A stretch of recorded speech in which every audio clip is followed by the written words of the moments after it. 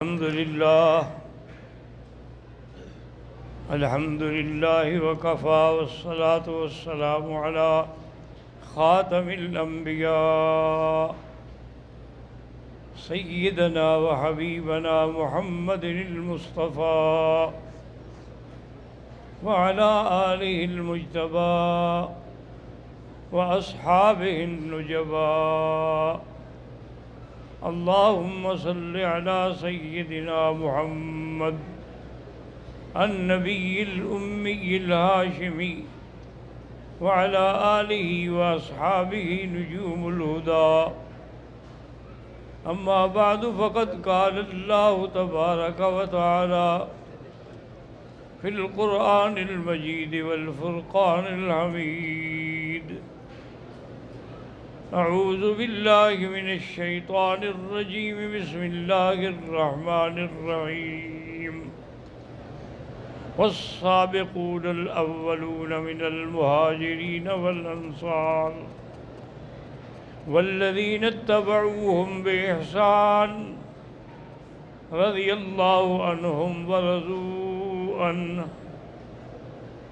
قال النبي صلى الله عليه وسلم: خير القرون قرني ثم الذين يلونهم ثم الذين يلونهم، أو كما قال النبي صلى الله عليه وسلم. صدق الله العلي العظيم وصدق رسوله النبي الكريم، ونحن على ذلك لمن الشاهدين ومن الشاکرین والحمد للہ رب العالمین. برادران اسلام،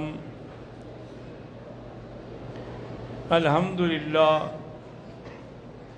اللہ تبارک و تعالیٰ کی توفیق سے دروس حرم میں عظمت صحابہ کا ذکر ہو رہا ہے، اور جو آیت میں نے تلاوت کی ہے اس کے بارے میں حضرت شاہ ولی اللہ محدث دہلوی نے لکھا ہے کہ اس آیت میں اللہ نے 3 قسمیں بیان کی ہیں. ایک قسم جو ہے وہ تو مہاجرین ہیں، دوسری قسم جو ہے وہ انصار ہیں، اور تیسری قسم جو ہے جو ان کے پیروکار ہیں. تو اس لیے حضرت شاہ ولی اللہ رحمۃ اللہ علیہ نے بڑی لطیف بات کی ہے. انہوں نے کہا کہ اب ہم نہ تو مہاجرین میں شامل ہو سکتے ہیں، وہ وقت ہی گزر گیا، اور نہ ہم انصار میں شامل ہو سکتے ہیں. اب ہمارے پاس تو صرف یہ ہے کہ ہم ان کے صحیح معنوں میں متبع اور صحیح معنوں میں پیروکار بن جائیں، پھر تو اللہ راضی ہو جائیں گے. اور اگر ہم ان سے راضی نہ ہوئے، ہمارے دل میں ان کے لیے بغض ہوا، تو پھر اس آیت اور اس علامت سے معلوم ہو گئے کہ رضی اللہ عنہم ورضوا عنہ، اللہ تو ان سے راضی ہوگا جو ان کے پیروکار الذین اتبعوہم، اور صرف نتبعوہم نہیں، نتبعوہم بإحسان، اخلاص کے ساتھ صحابہ کی پیروی کریں. اور آج کے درس میں سیدنا علی رضی اللہ تعالی عنہ کے بارے میں معروضات پیش کروں گا. پوری توجہ سے سنا کریں، کیونکہ آج کل بڑا مشکل مسئلہ یہ ہو گیا ہے کہ لوگ دنیاوی قصے، کہانیاں اور خبریں اور جناب ٹی وی پہ بیانات وہ تو بڑے توجہ سے سنتے ہیں، لیکن جو دین کی بات ہے اس میں اتنی توجہ نہیں ہوتی. تو سیدنا علی رضی اللہ تعالی عنہ، آپ کا نام علی ہے، آپ کا لقب حیدر ہے، اور آپ کی پہلی کنیت ابو الحسن ہے اور دوسری کنیت ابو تراب ہے. آپ کے والد کا نام جو ہے وہ عبد العزیٰ یا عبد مناف، جو ابو طالب کے نام سے مشہور ہیں. یہ حضور صلی اللہ علیہ وسلم کے حقیقی چچا ہیں۔ ابو طالب جو ہیں یہ عبداللہ کے بھائی ہیں، حضور کے والد کے بھائی ہیں۔ تو ایک لحاظ سے حضرت علی رضی اللہ تعالیٰ عنہ یعنی حضور کے چچا زاد بھی بھائی بھی ہو گئے، اور حضرت علی رضی اللہ تعالیٰ عنہ کی والدہ جو ہے ان کا نام فاطمہ بنت اسد ہے۔ تو یہ حضرت علی نجیب الطرفین ہیں، یعنی دونوں طرف سے آپ ماں باپ کی طرف سے ہاشمی ہیں۔ اور فاطمہ بنت اسد یہ وہ خوش نصیب خاتون ہیں کہ جب یہ فوت ہوئی تو سرکار دو عالم نے اپنا قمیص مبارک دیا کہ تو کفن کے طور پہ پہنایا جائے، اور اس کے زمین پر رکھنے سے پہلے حضور نے کہا کہ ٹھہر جاؤ، اس کی قبر میں پہلے میں اتروں گا۔ حضور صلی اللہ علیہ وسلم اس کی قبر میں اترے اور قبر میں لیٹ گئے، کافی دیر تک لیٹے رہے اور کچھ پڑھتے رہے، اور اس کے بعد پھر حضور باہر آئے تو پھر بیوی صاحبہ کو رکھا گیا، دفن کیا گیا، حضور نے جنازہ بھی پڑھایا۔ تو صحابہ نے پوچھا کہ یا رسول اللہ صلی اللہ علیہ وسلم آج تک آپ نے کسی خاتون کے لیے ایسا نہیں کیا کہ اپنا کرتا بھی دیں، قمیض بھی دیں، پھر اس کی جگہ قبر میں بھی لیٹیں۔ آپ نے فرمایا بات سنو، ابو طالب کی موت کے بعد جتنے احسانات اس عورت کے میرے اوپر ہیں اور کسی کے نہیں، اس نے جو میرا ساتھ دیا ہے، اس نے جو میرے لیے اپنا جان مال قربان کیا ہے، تو میں اس کو اور کیا بدلہ دے سکتا تھا؟ اس نے میری دنیا سنوارنے کی کوشش کی، میں نے اس کی آخرت سنوارنے کی کوشش کی ہے۔ تو سیدنا علی رضی اللہ تعالیٰ عنہ یہ فاطمہ بنت اسد میں سے ہیں اور نجیب الطرفین ہیں۔ پہلی کنیت آپ کی ابو الحسن اس لیے ہے کہ آپ کے بڑے بیٹے کا نام حسن ہے، تو یہ عرب میں قاعدہ ہے کہ کنیت بڑے بیٹے کے نام سے ہوتی ہے، ابو الحسن۔ جیسے میرے بیٹے عارف تھے، میں ابو عارف محمد خیر اجازی لکھتا تھا۔ بہرحال اللہ کو منظور تھا ان کی وفات ہو گئی۔ اور بہرحال یہ بھی سچی بات یہ ہے کہ ہمیں بڑی توجہ سے دیکھنا چاہیے کہ موت تو برحق ہے، موت سے تو کوئی بھی نہیں بچ سکتا، لیکن یہ بھی تو خوش نصیبی ہے نا کہ موت آئے اور حرمین میں آئے۔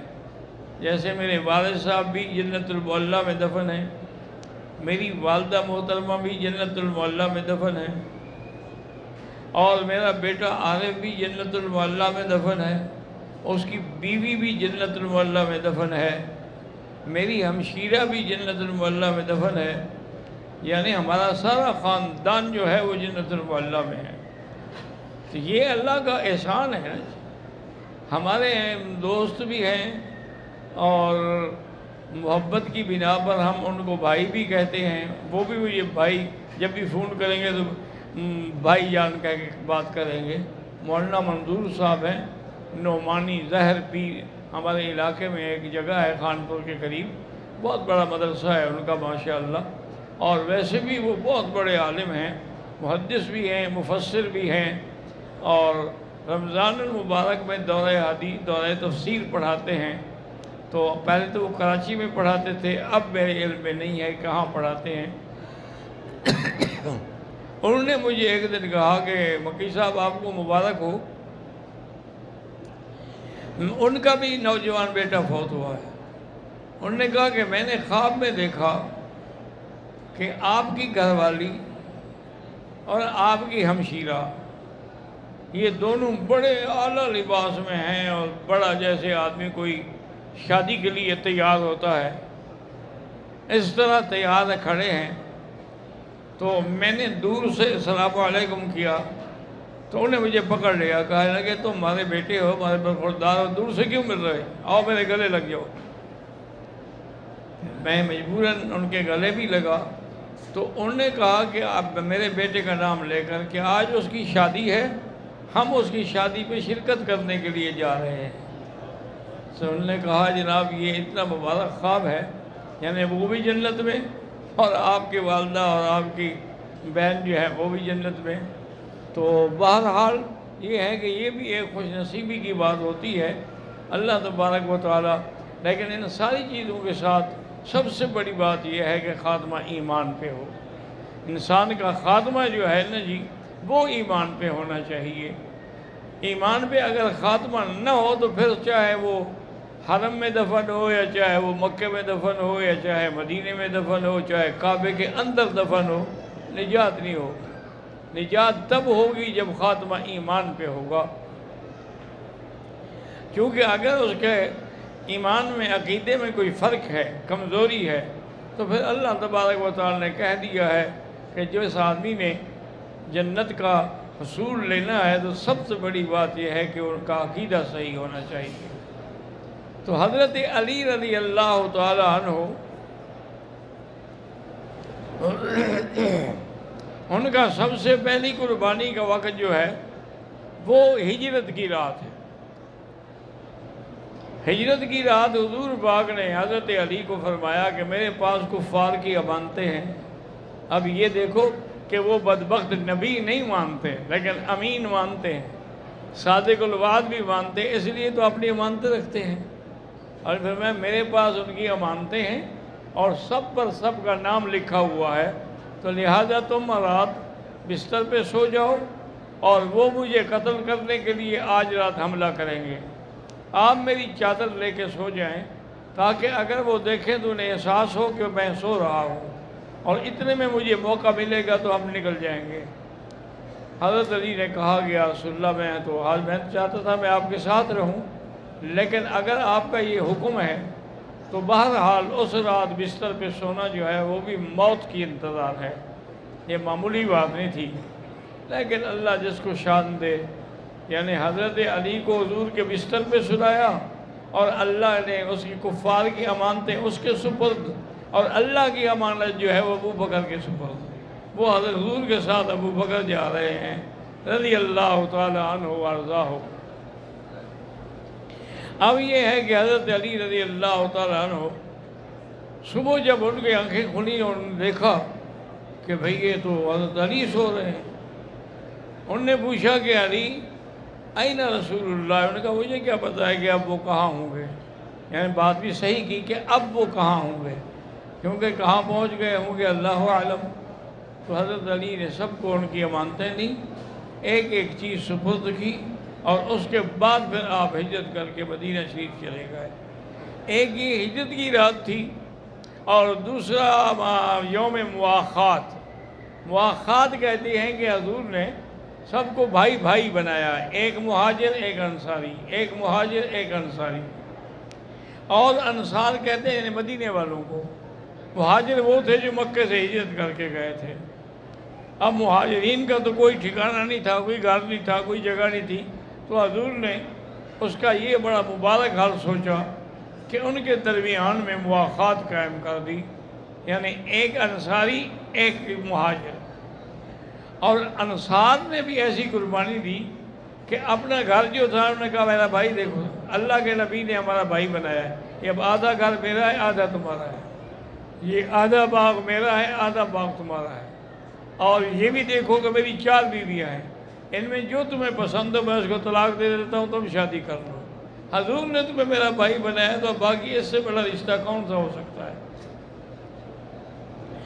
حضرت علی رضی اللہ تعالیٰ عنہ حضور کی خدمت میں آئے تو بڑے پریشان، بڑے اداس۔ حضور نے فرمایا کیا بات ہے؟ انہوں نے کہا حضور آپ نے سب کو بھائی بنایا، میرا تو کوئی بھی بھائی نہیں بنایا۔ آپ نے کہا مات اللہ، تو کیا اس بات پہ راضی نہیں ہو کہ میں تیرا بھائی اور تم میرے بھائی ہو؟ تو حضور صلی اللہ علیہ وسلم انہوں نے کہا میں ان کو تو مہاجر و انصار کو، تم میرے لیے میرے بھائی ہو۔ تو یہ مقام بھی حضرت علی رضی اللہ تعالیٰ عنہ کو ملا ہے۔ اللہ تبارک و تعالیٰ نے اس کو حضور صلی اللہ علیہ وسلم کی اخوت سے نواز دیا۔ اور اسی طرح یاد رکھیں کہ حضور صلی اللہ علیہ وسلم کی بیٹی جو ہے سیدہ فاطمہ الزہرا رضی اللہ تعالیٰ عنہ، یہ حضور کی چھوٹی بیٹی ہے، لیکن سب سے زیادہ اللہ نے عزت اور عظمت ان کو دی ہے، ورنہ حضور کی 4 بیٹیاں ہیں، بی بی زینب ہے، رقیہ ہے، ام کلثوم ہے اور فاطمہ ہے۔ حضور کی 4 بیٹیاں، اور چاروں بیٹیاں جو ہیں وہ سیدہ خدیجہ الکبریٰ کے بطن سے ہیں، یعنی سب کی ماں جو ہے وہ سیدہ خدیجہ ہے۔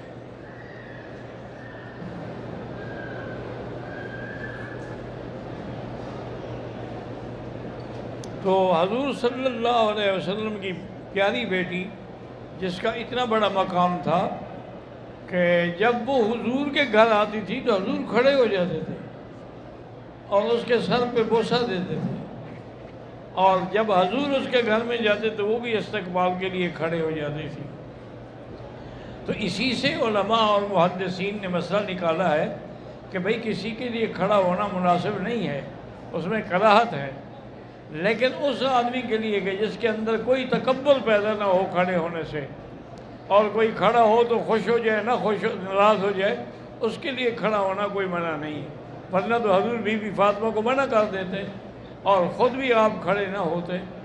اور حضور پاک نے جس کے بارے میں اتنا بڑا اعزاز فرمایا کہ فاطمہ بضعۃ منی، فاطمہ میرے جگر کا ٹکڑا ہے، من احبہا فقد احبنی ومن ابغضہا فقد ابغضنی، جس نے اس سے محبت کی اس نے مجھ سے محبت کی، اور جس نے بی بی فاطمہ سے بغض رکھا اس نے مجھ سے بغض رکھا ہے۔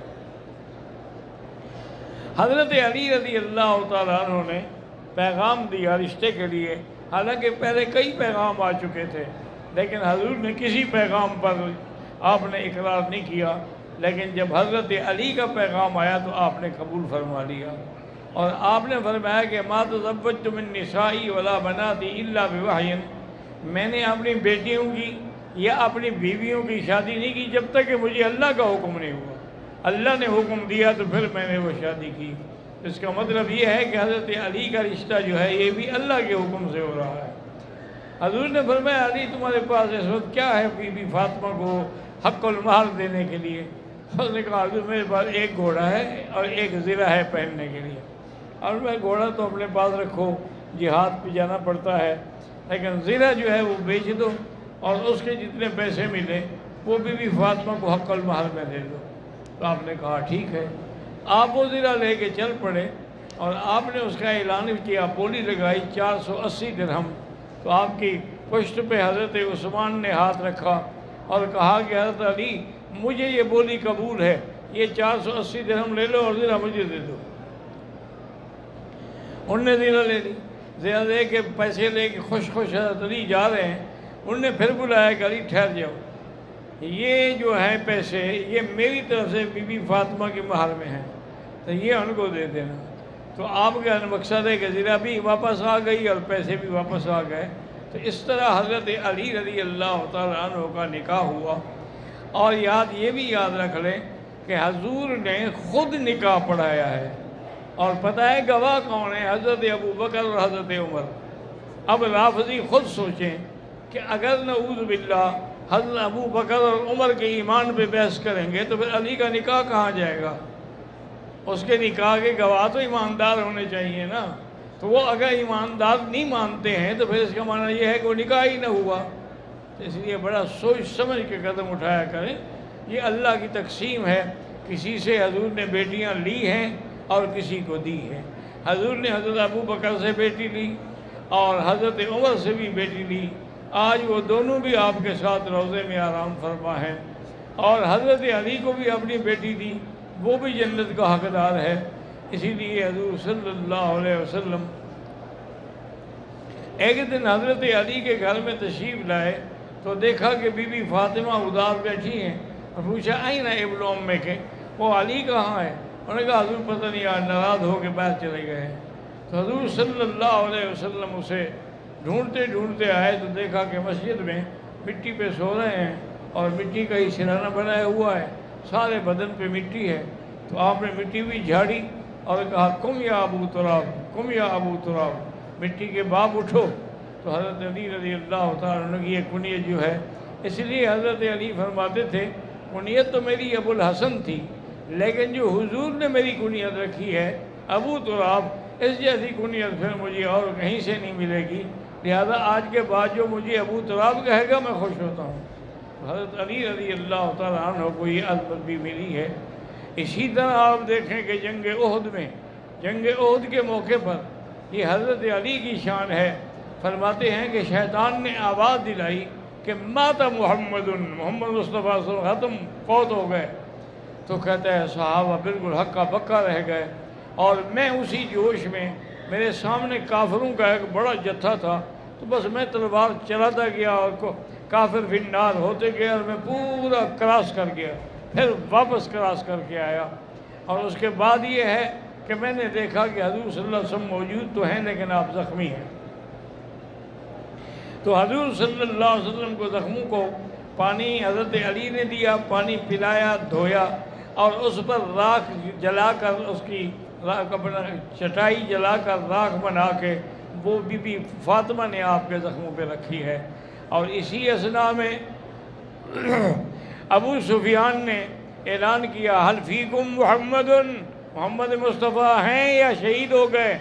حضور نے فرمایا جواب نہ دو، کوئی جواب نہیں دیا۔ انہوں نے کہا حل فیکم ابو بکر ہیں؟ اب میں کوئی جواب نہ دو۔ حل فیکم عمر ہیں؟ کوئی جواب نہ دو۔ اب وہ خوش ہو گیا ابو سفیان کہ تینوں کا جواب نہیں آ رہا، تو اس نے کہا اعلو حبل، آج ہمارا خدا حبل جو ہے اس کا نام بلند ہو گیا، اور لن العزا ولا عزا لکم۔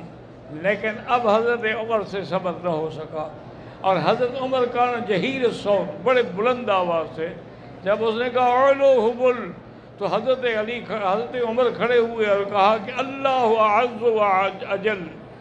تو اس نے کہا لن العزا ولا عزا لکم۔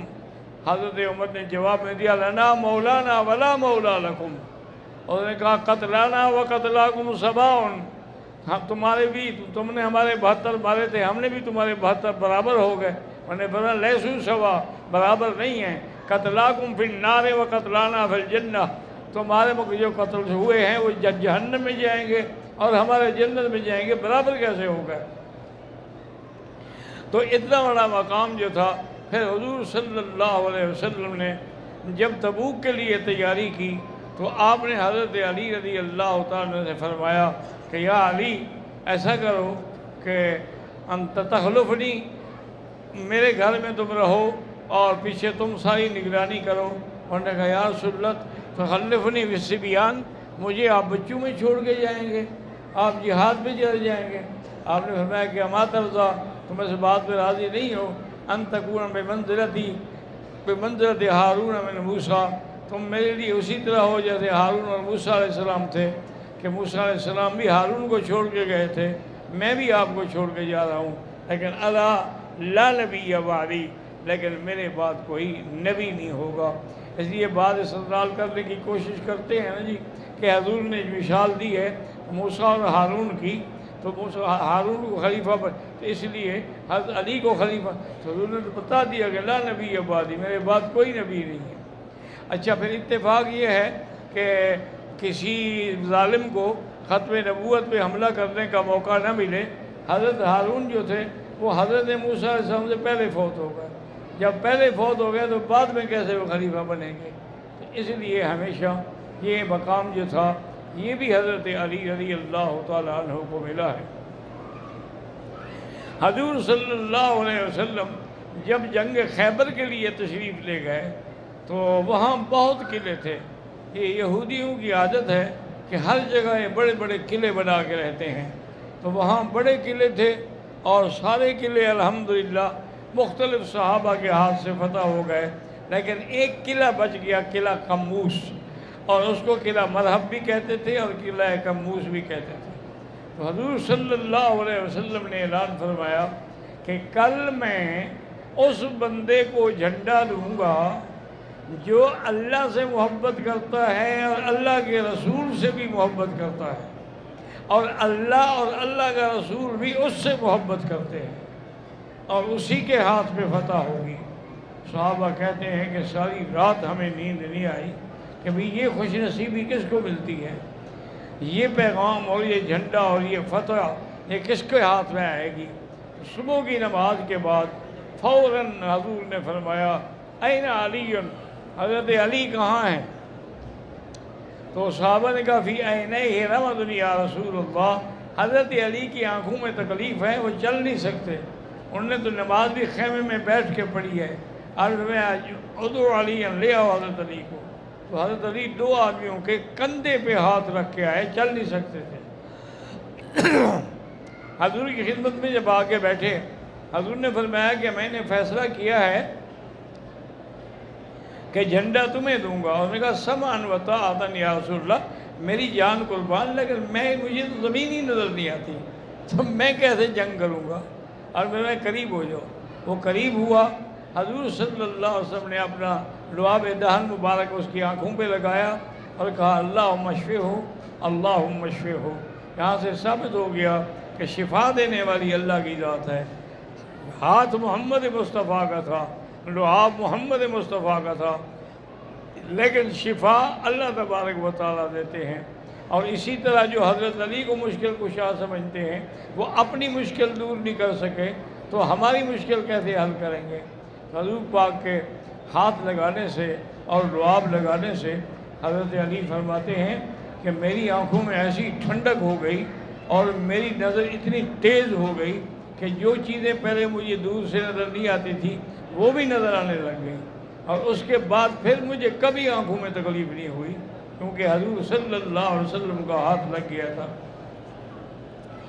حضرت علی تیار ہو کے آئے اور ادھر تیار ہو کے مرحب آیا، جس کا قلعہ تھا، قلعہ کموس بھی تھا، قلعہ مرحب بھی تھا، اور اس نے آگے بڑی تعلی سے اعلان کیا کہ میں مرحب ہوں اور میں اس قلعے کا مالک بھی ہوں اور میں اس قلعے کا شیر بھی ہوں، کوئی میرا مقابلہ نہیں کر سکتا۔ حضرت علی نے فرمایا کہ سمتنی امی حیدرہ، کہ میری ماں نے بھی میرا نام حیدر رکھا تھا۔ اب جب مقابلہ ہوا، یعنی آپ حیران ہوں گے کہ وہ سر سے لے کر پاؤں تک لوہے کے، اس میں زرے میں ملبوس تھا، اس کے سر پر بھی لوہے کا خود تھا، لیکن حضرت علی نے جو تلوار ماری وہ خود بھی کٹ گئی اور کافر کا سر بھی کٹ گیا، کافر وہی فی النار ہو گیا۔ تو حضرت علی رضی اللہ تعالیٰ عنہ نے وہ دروازہ قلعہ کموس کا جو 40 آدمیوں سے نہیں کھل رہا تھا، اکیلے آ کے کھول دیا اور نعرہ تکبیر بلند کیا۔ حضور اپنے خیمے میں سن رہے ہیں، اور آپ نے فرمایا میں تو کہا تھا کہ اسی کے ہاتھ پہ فتح ہوگی، تو الحمدللہ اللہ نے اس کے ہاتھ پہ فتح عطا فرمائی ہے۔ تو یہ ساری عظمت، یہ ساری شان حضرت علی رضی اللہ تعالیٰ عنہ کو جو ملی ہے، اس میں کوئی شک نہیں ہے کہ نسبت ہے حضور صلی اللہ علیہ وسلم کی۔ دعا کریں کہ اللہ ہمیں صحابہ کی اتباع کرنے کی توفیق عطا فرمائے۔